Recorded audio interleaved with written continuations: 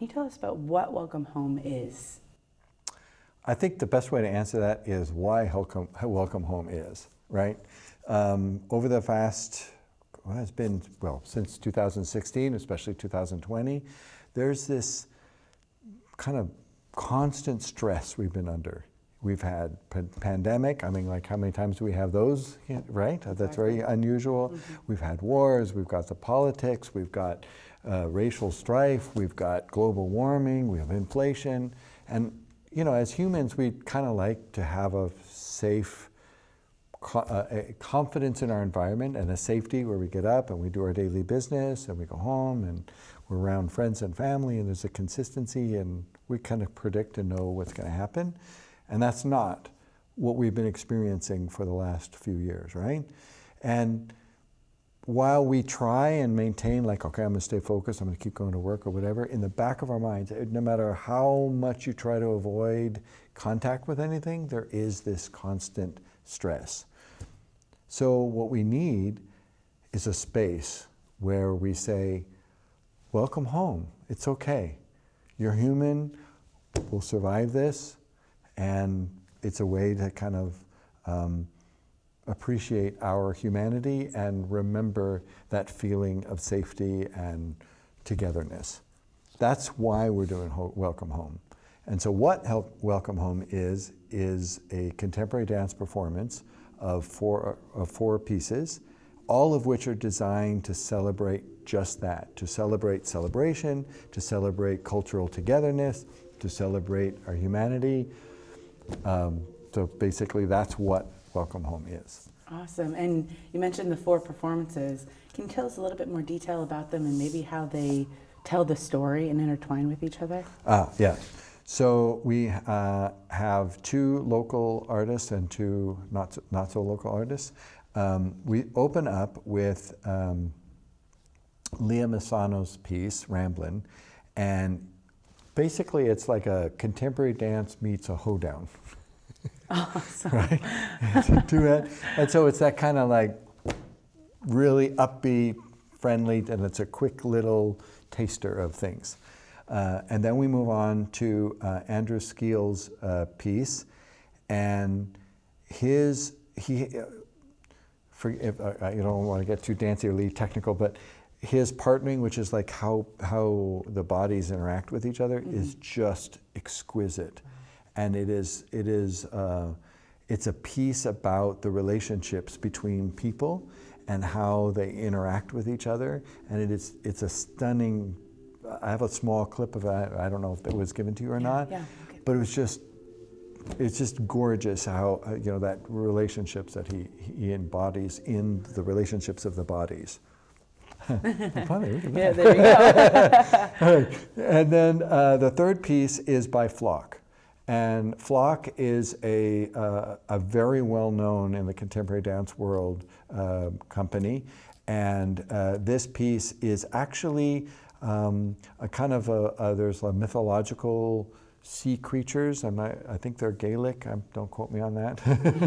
And they're these sea creatures that kind of go on to land and become kind of humanist, kind of, or whatever, land creatures. And they always kind of longing for wanting to go home to the home in the sea. And so there's this myth about, how they live their life and then eventually they do return back to the sea. So that kind of returning home kind of feeling. The final piece is by Rachel Linsky, and you seem to know her. Yeah, so Rachel Linsky is, that piece is a contemporary dance meets traditional Yiddish folk dance. Oh, cool. Yeah. Cool. And so there will actually be a live klezmer band playing. Oh, awesome. And so she's got this wonderful piece that evokes like this long history, and you can see the kind of the folk danciness of it. Interesting. And then, but the dancers are very highly trained contemporary dancers, so they move in ways like I could never possibly imagine. Yeah. So that's kind of the whole evening. And as you can see, all of these things are kind of pointing to that same feeling of celebration of home, Right. togetherness, and safety. I think you talked about this a little bit more, but the election is coming up. Like you said, we've had many years of turmoil and stress. So, why dance to express these emotions? All right.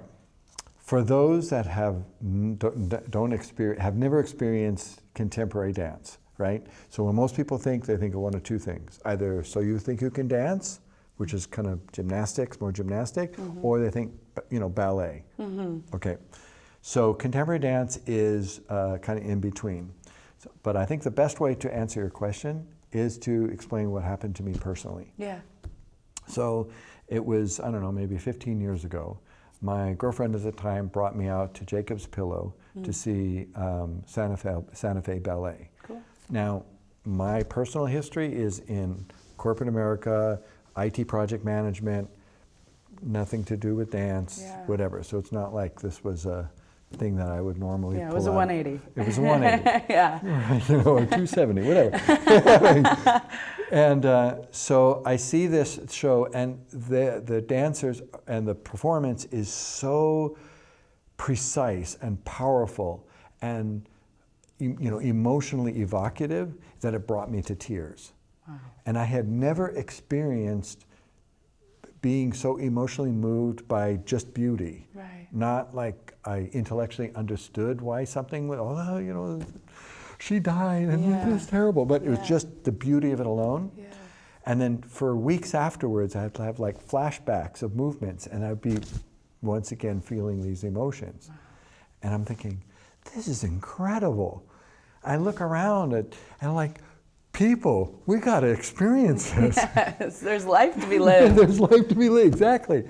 And so it became my major focus. I want people to experience this. So the direct answer to your question is that the reason for dance is we all have bodies, hopefully, and therefore we're able to resonate and empathize with another body.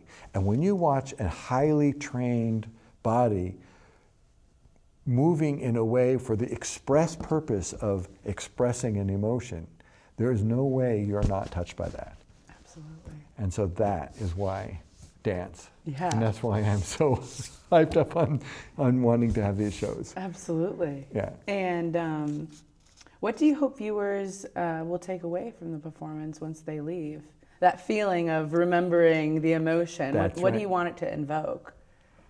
I want them to feel the beauty and the power and just being moved by the humanity of another body moving. And I mean, I know it sounds really basic. I don't want them to come away thinking, rainbows and unicorns, it's all, we still live in this world, right? But to open up a whole nother door, a whole nother room in your kind of panacea of expression, of feelings, is amazing.